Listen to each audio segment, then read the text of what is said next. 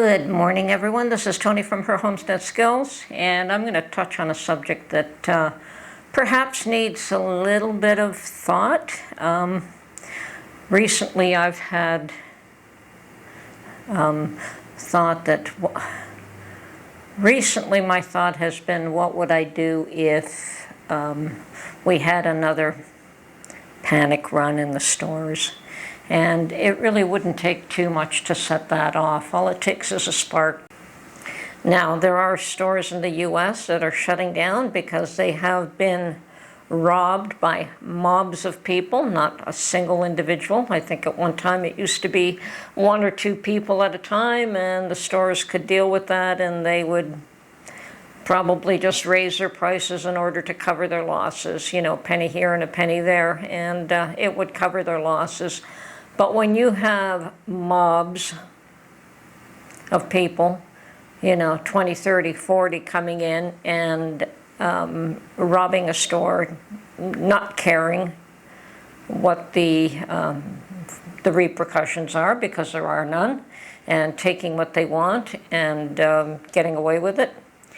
And that is happening often enough that stores are saying, it's not worth my while, I'm closing down. And I've heard that there are Walmarts in Chicago doing that. There are drugstores in other towns that are shutting down because of this situation.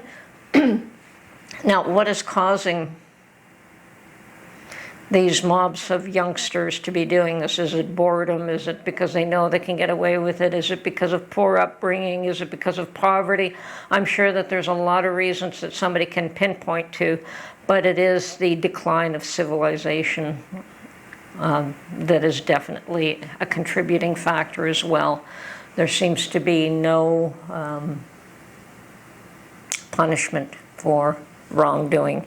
And we know that civilization thrives on being rewarded for doing good and being punished for doing bad. And I think that people are still not rewarded for doing good, and that is also an issue. Now, there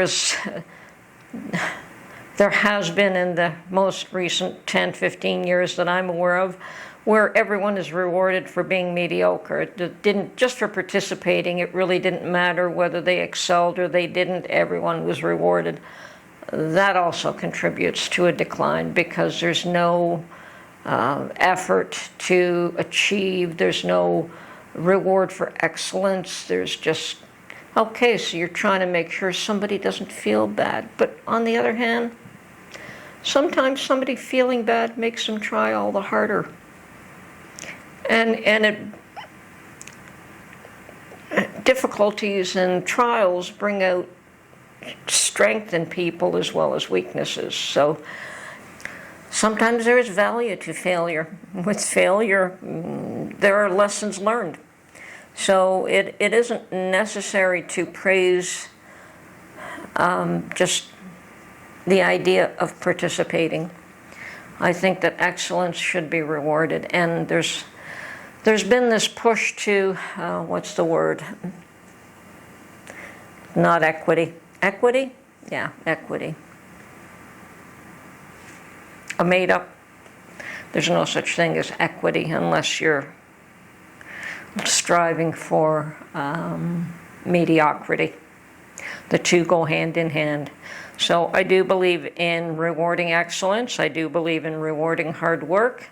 And I do understand a company shutting down if they are not making a profit. There's no value to them existing in that location if all they're going to do is feed a problem, because that's what would be happening if they stayed there. If they continue to allow this to stay in place and allow these mobs to come in and rob them blind, they are just participating in the problem and not working to help resolve it. So I agree with them moving out. Now, getting back to not so much gangs robbing stores, but just the average individual what would set them off to go in and buy everything in sight because a panic situation has occurred. Some spark has occurred that has caused them to say, I know I have to stock up. Now, I know we've been telling people for years, stock up, prepare, have more than a little bit on hand.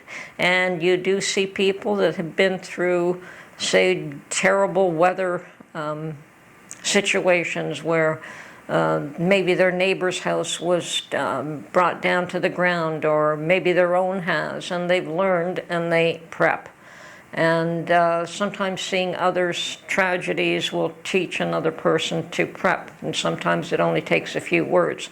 But how many have learned to prep from the toilet paper run? And I'm sure that there have been quite a number.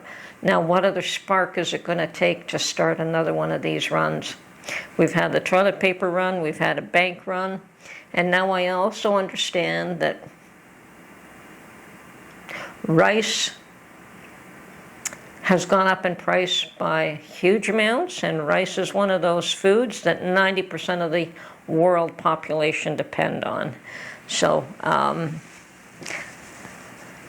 yes, I can live without rice, but we do eat rice in this household, and I do know that pre-COVID, I bought a bag of rice for $7, $8 for a 22-pound, 10 keg, 22-pound bag of rice for that price.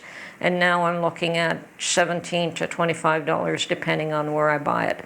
And that is only going to get worse. So yes, a little bowl of rice can go a long way.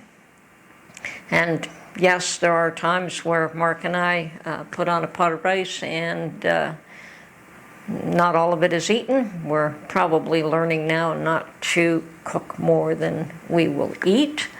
That, and I'm trying to get him to give me smaller meals because I have a belly that I have to lose.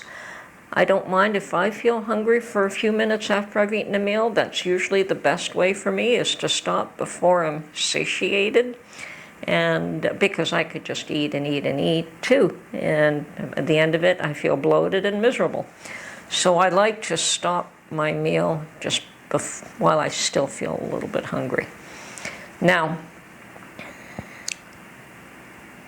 there are too many people that rely on rice, and I've heard that rice prices are going to go up. I've also heard that some foolish people are pushing the fact that rice is damaging to the climate. So here we go again. Anything that people need to survive, they're being inundated with, they shouldn't have. We also have gas prices going up. In Canada, they have artificially increased the price of gas again in order to fight climate change. Like Canada's producing a lot of climate problems, right? But we're paying through the nose, and they're just collecting taxes on top of taxes on top of taxes. And at some point, all it's going to take is a spark. In Canada, I know it's bad in the US, but in Canada, most people cannot afford a home anymore. And kids continue to live in their parents' basement. Not good, not good. Now, I don't see anything wrong with multiple families or multiple generations living in one house. That's happened in the past, and it may be the way that people survive in the future. In my time as a child, yes, the old people were not sent off to old age homes. They were cared for in the home, and grandchildren, children, grandchildren, everyone helped out. It wasn't that everyone was coddled and looked after while one group of adults took on the brunt of looking after both their parents, their children, and the whole world, and trying to maintain a house at the same time. Everyone suffers. Everyone suffers. So, as I said, My main concern is keeping an eye on the stores, keeping an eye on stock. And yes, today there's plenty of food, there's plenty of stock. I can still buy rice. I may be paying more for everything, but I can still buy everything. We are going to see another price increase because gas prices are going up. They're not just going up in Canada, they're also going up in the US. So because of that, transportation costs are going to go up, food prices are going to go up. What happens when the poorest of the poor can no longer afford to eat? What happens when the youth have no hope? And leaders just seem to be blind to the whole situation. Either they're ignoring it or they just haven't got a clue of what to do to fix things. They cause the problem and they think that they can fix the problem, and every time they turn around they're causing more of a problem. So I think they know what they can do, only for whatever reason they decide that they shouldn't be doing it, and all they're doing is causing everyone a lot of hurt. So yes, I'm still waiting for that moment. I hope it doesn't come, but I expect it will. I expect it will. It may not be a bank run. This time it could be a food run. And I don't think it's going to be strictly toilet paper this time. So I'm keeping my eye out on the stores. I do go out quite often, a number of times, sometimes twice a week, to shop. As a matter of fact, yesterday I went out and bought some more meat, and I bought some pork, where I bought a huge thing of ground beef and a very large packet of chicken breasts. I am now stocking my freezer again, and my dry goods are fine. I mean, dry goods are pretty easy to stock. It's the meat situation that's a little bit harder, because it's a little not as easy to store either, and I'm not terribly fussy on canned meats. I do have some. Don't get me wrong, I've canned up some chicken breasts, and they're there, and they're therefore to be shelf stable for when I need them. I also do can up chili, which is meat and beans, and that makes for a quick and easy meal, either chili and toast or chili and rice. That's the way we eat it. Mark will make a pot of rice and just pour chili on top of his rice. I like it on the side, and I prefer it with toast.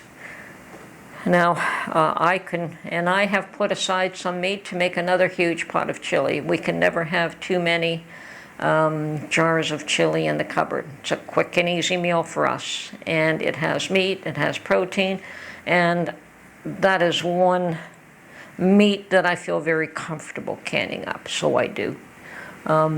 Just to can up ground beef on its own, it's cooked beef, and what do you do with it? It's just not a meal that I prepare. And my meatballs, I prefer them spiced and a little bit breaded. So I may make up some meatballs in the future and pour, like in the fall. I may make up some specially to be put in jars. The problem is even the amount that I can put in jars. We cook about 8 in one meal, but I'm going to try. We'll see if I can get 8 of them in a quart jar with some tomato sauce already made. So that could be a ready-made meal for us. So I like to can up foods that we're going to eat. Canning up foods that's just going to sit on the shelf just to have it there is a waste of time. I have some foods that we just haven't eaten, and some foods that we go through a lot. So you have to store what works for you and not what other people think you should be canning up. But I'm still of the firm belief that it's not going to get any better, that it's going to get a whole lot worse, and the signs are there. Gas prices going up again, the signs are there. Kids rioting in the streets is not a good thing. Gangs of them, and they do that in groups in order to support each other. When you see runs by adults, that's when it's going to get really frightening. So be careful, folks. Keep an eye out on things. make sure that you have enough before that situation occurs. Now, it may never occur, and I hope that it never does.